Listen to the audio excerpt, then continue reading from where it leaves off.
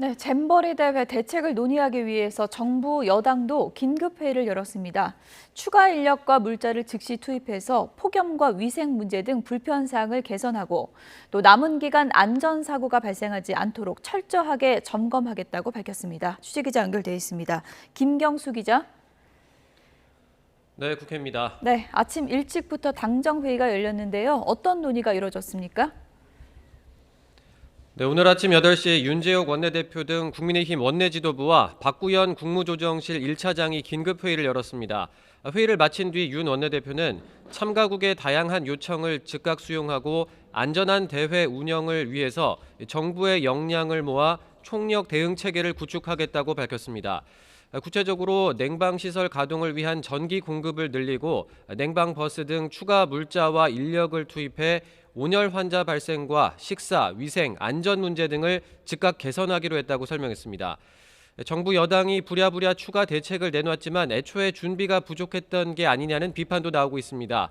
잼버리 대회 준비와 관련해 폭염 대책 등을 정밀 점검해야 한다는 언급이 지난해 국회 국정감사에서 이미 나왔던 겁니다.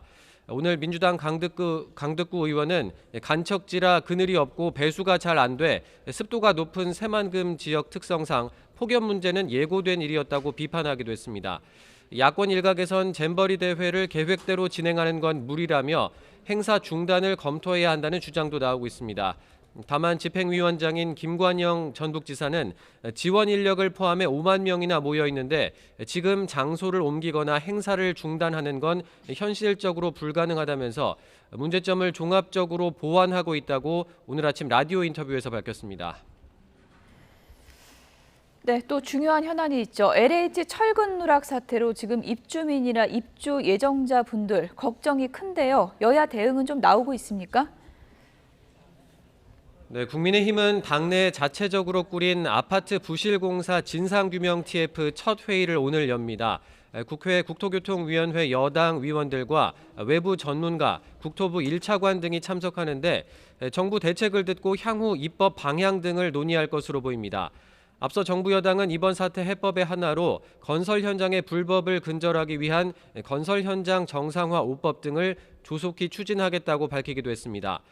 민주당도 아파트 부실 시공 문제와 관련한 당내 기구를 띄울 계획인데 박광원 원내대표 등 원내지도부는 오늘 인천의 부실 시공 아파트 현장을 찾습니다. 민주당도 관련 입법에 속도를 낸다는 입장이지만 부실 시공 처벌 강화와 감리업체 책임 강화 등 여당과는 강조점이 좀 다릅니다.